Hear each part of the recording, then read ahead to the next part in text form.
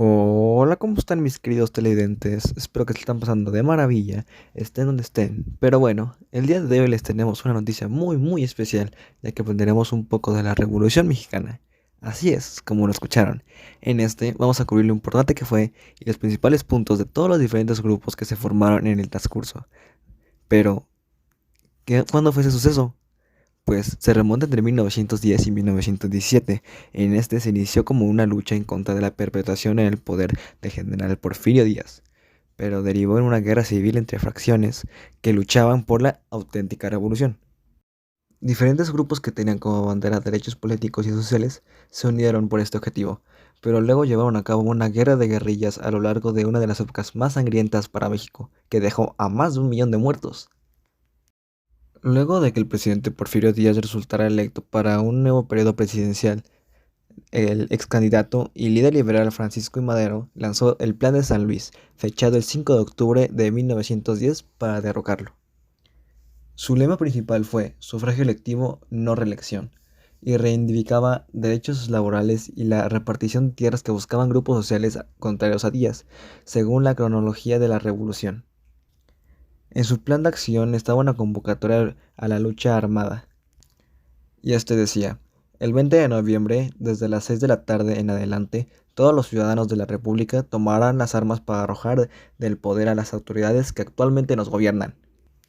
En los hechos, no se dio un levantamiento coordinado el 20 de noviembre de 1910 a las 6 de la tarde para derrocar a Díaz, pues para ese momento ya había 13 hechos de armas en diferentes estados, o sea, no se coordinaba muy bien, que digamos. Pero esa es la fecha que ha sido considerada hasta hoy como el inicio de la Revolución Mexicana. Esta lucha armada hizo surgir a otros líderes revolucionarios que acompañaron la causa de Francisco y Madero. Uno de ellos estaría Emiliano Zapata en el sur del país, así como Francisco Villa, Álvaro Obregón y Pascual Alonso en el norte. La presión revolucionaria tuvo éxito y Porfirio Díaz firmó su renuncia a la presidencia el 25 de mayo de 1911, dado al fin a 35 años de gobierno, abriendo paso a nuevas elecciones. En estas, Francisco I. Madero ganó la votación y asumió la presidencia de México el 6 de noviembre de 1911, en la que es considerada la primera elección democrática en 30 años. Es muchísimo. Aunque este movimiento removió a Díaz, el nuevo gobierno no dio prontas respuestas a las demandas revolucionarias populares, pues pronto comenzaron las luchas entre los que fueran aliados al comienzo del levantamiento armado, pues cada bando se asumía como auténtico defensor de los ideales revolucionarios. En este, Zapata lanzó el Plan de Ayala bajo la bandera de la lucha agraria, mientras que Alonso publicó el Plan de la Empacadora sobre las demandas sociales, y estos desconocieron la presidencia de Madero que estaba en el poder. El gobierno maderista logró defenderse durante 2 años frente a los insurgentes zapatistas, orquistas y otros grupos más pequeños, con apoyo de las tropas de Villa. Pero en febrero de 1913 se da la escena trágica. 10 días de enfrentamientos en un golpe militar que llevó a la renuncia de Madero el 19 de febrero y después su asesinato 3 días después. Victoriano Huerta, conspirador del golpe con el grupo llamado Los Contrarrevolucionarios, asumió la presidencia ese mismo día. Pero la lucha por el poder no se quedó atrás. Para combatir a Huerta, llamado el Usurpador, una reorganización de fuerzas revolucionarias del norte llevó a la creación el Ejército Constitucionalista, al mando de Venustiano Carranza. Con el Plan de Guadalupe enfocó la lucha revolucionaria contra Huerta hasta lograr que el presidente golpista deje el poder en julio de 1914 y Carranza asuma el gobierno. La Convención de Aguascalientes entre líderes revolucionarios llevó al desconocimiento de Carranza como presidente, por lo que nuevamente se abren dos grandes bandos: los convencionalistas y los constitucionalistas. Carranza, quien se hace llamar líder máximo de la revolución, traslada su gobierno a Veracruz, mientras que los convencionalistas nombran a Evalio Gómez como presidente. A partir de entonces vino una guerra de guerrillas. Las luchas armadas entre los bandos, en las que se da el grueso de las muertes, calculadas en más de 1 millón, se prolongaron desde octubre de 1914 hasta noviembre de 1916. En ese mes, el gobierno y el ejército de los convencionistas declaran su fin, aunque fuerzas zapatistas y villistas disminuidas siguieron sus luchas durante meses. Así que toca hablar de la Constitución de 1917. La balanza finalmente se inclina hacia las fuerzas de Carranza, quien desde septiembre de 1916 convocó un Congreso Constituyente para redactar una nueva Carta Magna del país.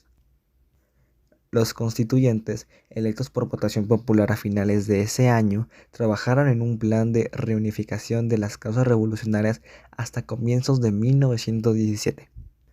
Luego de ser votada el 31 de enero, la nueva constitución es promulgada el 5 de febrero de 1917, marcando lo que se considera el fin de la Revolución Mexicana. Pero la lucha no terminó ahí, pues las fricciones entre los bandos desembocó en el asesinato de los líderes revolucionarios, como por ejemplo de Zapata en 1919, Carranza 1920, Villa 1923 y Obregón en 1928, entre muchos otros. Sin embargo, las bases del Estado moderno mexicano se establecen con la nueva Carta Magna que ofreció Venustiano Carranza. El documento consagra causas revolucionarias como el derecho agrario, los derechos laborales, la educación y la salud garantizadas por el Estado, la libertad de prensa y los derechos políticos vigentes más de un siglo después. Bueno, ya que expliqué qué fue la Revolución Mexicana, ahora toca hablar de los objetivos de cada uno de los grupos sociales más importantes. Uno de ellos fue la lucha zapatista, que fue llevada por Emiliano Zapata. Este se expresó a través de distintos documentos como planes, proyectos, programas, manifiestos, circulares, reglamentos y leyes para que sus demandas adquirieran legalidad, los cuales sirvieron para enfrentar problemas de forma inmediata y para unificar sus intereses. El Plan de Ayala reúne los principios de sus movimientos: la reivindicación de justicia en cuanto a la propiedad de terrenos, montes y aguas. Posteriormente, Zapata extenderá los reclamos e ideales del movimiento para atender carencias vinculadas con los derechos sociales, como la educación o el derecho laboral, así como los derechos de los pueblos originarios. Todo eso a través de 15 documentos. Ahora toca hablar del objetivo de Venustiano Carranza. Cuando estalló la Decena Trágica, Venustiano Carranza fue el único gobernador que negó a reconocer el gobierno usurpador y llamó a derrocarlo, con el fin de restablecer el orden constitucional. El 26 de marzo de 1913 proclamó el Plan de Guadalupe y comenzó a organizar el ejército constitucionalista y un ejército popular y revolucionario que es el origen de nuestro actual ejército. Carranza se refirió de este modo a la importancia que tuvo el Plan de Guadalupe. Ahora toca hablar del famosísimo Centauro del Norte, Pancho Villa.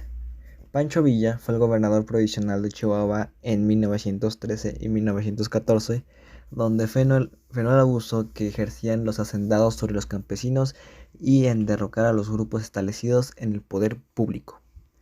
Él recuperó las tierras de los hacendados para distribuirlas a los campesinos y soldados. Igualmente, arrebató a la burguesía 3, embargó tiendas y sustituyó a los comerciantes venales por administradores. Abarató los precios del maíz, frijol y carne y asumió funciones federales en materia de los telégrafos y ferrocarriles. Y bueno, mis queridos televidentes, esta sería toda la noticia de la Revolución Mexicana. Ahora pasamos con Lupita en el clima.